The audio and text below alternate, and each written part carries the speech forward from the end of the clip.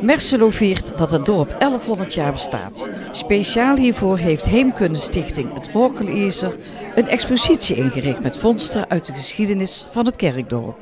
Wie wist het als eerste dat jullie 1100 jaar bestonden? Weet ik niet of dat ik het direct wist, maar met het maken van het boek ruim 20 jaar geleden over Merselo is er gewag gemaakt van een schenkingsakte uit het jaar 923 tot 926.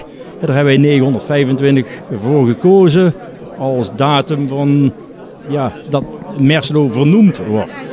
En dan kom je er een keer achter, dat is ongeveer 1100 jaar geleden en dan kunnen we dan voorbij laten gaan. Maar op een gegeven moment denk ik, dat moeten we niet doen. Hè, want dan, hoe groot ga je het opzetten, hoe groot ga je het maken? En dan besloten omdat het dan maar een kleine club zijn, om het bescheiden te houden. En toch iets van de ontwikkeling en ontstaan van deze periode, waar Merselo ook bij hoort, om dat in beeld te brengen. En we hebben het geluk dat we een paar fanatieke archeologen in ons clubje hebben. En daardoor zouden we aan heel veel vondsten kunnen komen. Ook samen met het Museum van Venray, waar we wat leuke spullen hebben. Hebben we toch een aardige verzameling bij elkaar kunnen brengen. En dat geeft een mooi beeld van het ontstaan van Merselo en de omgeving. Hans is zelf een hobby-archeoloog. Hoe herken jij dat gelijk? Hoe komt dat jij dat gelijk ziet dat er dan iets is? Ja, dat is van vroeger uit de interesse in geschiedenis waarschijnlijk al.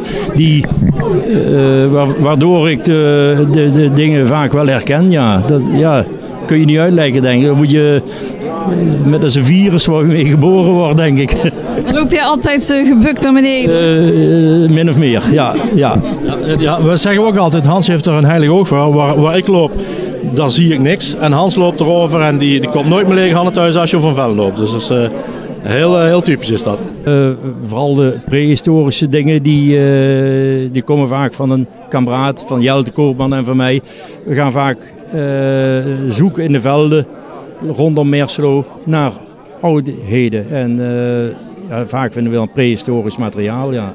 Een paar vondsten die we hebben is bij het bouwen van een schuur. Dan komt er een oude put tevoorschijn en in die oude put ligt ook 16e eeuws kruikenwerk. Wat we ook hebben zijn spullen van het NRD-kamp. Daar hebben we een paar jaar geleden veel aandacht aan besteed. En spullen die daar gevonden zijn, die staan ook in een vitrine hier en ook permanent in de hal. En een tijdelijk veldkruis van een Engelse militair hebben we sinds kort gekregen van de Bond van Wapenbroeders. We hebben een oproep gedaan in het dorpsblad om spullen aan te leveren. Daar hebben ook best wel mensen gehoor in gegeven. Maar op de laatste avond dat we aan het vergaderen waren, komt een klant van mijn vrouw die pedicuurt en die zegt, ik heb ook nog wel wat. En wat is het dan? Nou, gaan we even van huis gaan het halen.